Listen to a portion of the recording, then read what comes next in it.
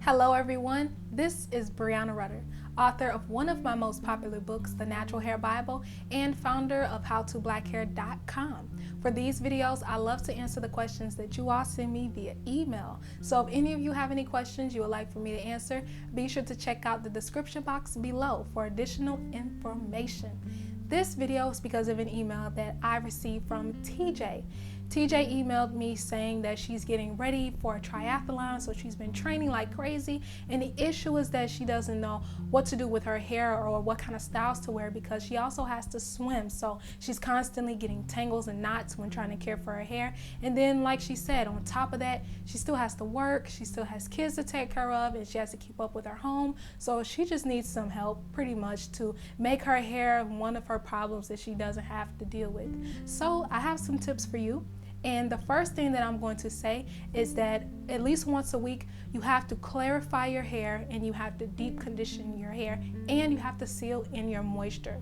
Now, depending on your regimen, depending on how often you like to wash your hair, because you're constantly going to be swimming and you're being very active and things like that, you want to minimize the amount of times that you're going to be handling your hair so that it doesn't become as equally demanding for you to take care of your hair. So once a week, clarify your hair with a sulfate shampoo. Sulfate shampoo is only necessary under the conditions to rid your hair of any product buildup, mineral buildup, helping to get the chlorine out of your hair and things like that, as well as also product buildup, if I haven't said that. But clarifying shampoo will take off all the grit and grime and things from the surface of your hair so that following up right after that, you can get the most effects from your deep conditioning treatment. Now, you should always use a deep conditioning treatment right after using a sulfate shampoo, but even if you choose not to use it because if it's too harsh for you, for your hair, and it's just not something that's helping you to maintain the moisture in your hair, then just amp up your deep conditioning effects so that way your hair can stay moisturized.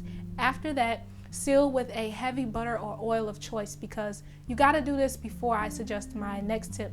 The reason why is because if you're using light oils or highly penetratable oils like olive oil, coconut oil, and avocado oil, the thing is you may not be able to maintain moisturized hair for a long enough period of time, as well as block out any additional minerals and things like that, especially if you're swimming in a chlorine pool. So after you use something like shea butter or almond butter or mango butter, things like that to put on your hair, put that on after your hair while it's wet after you do your deep conditioning. So first, clarify shampoo, and all this is going to be done all at once, and you're only going to do this whole process once a week. You're first going to wash your hair with a clarifying shampoo. Then you're going to follow that up with a deep conditioning treatment. And then you're going to seal in that moisture in your hair with a heavy butter of choice. Now that's how you're going to maintain healthy and moisturized hair. Now after that, you need to keep your hair in a style. If you have free hair and you're constantly going in a pool, it's going to get tangled, it's going to get knots, it's going to get ratted, and it's going to be a mess. So if it is applicable for you, you can wear extensions, things like box braids, patcha braids. I wouldn't suggest micro braids because the water can make the braids too heavy and pull on your delicate edges or your hairline and things like that because the braids are so tiny. So I would suggest bigger braids like box braids and patcha braids, and also even cornrow braids.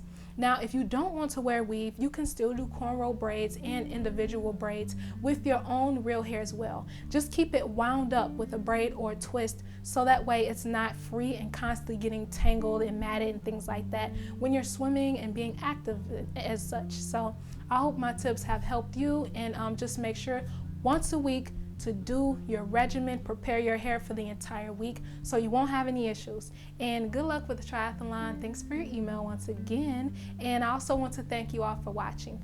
Also, before any of you go, make sure to sign up for my email list because only there I update you with exclusive content as well as do giveaways. So until then, I will see all of you in my very next video.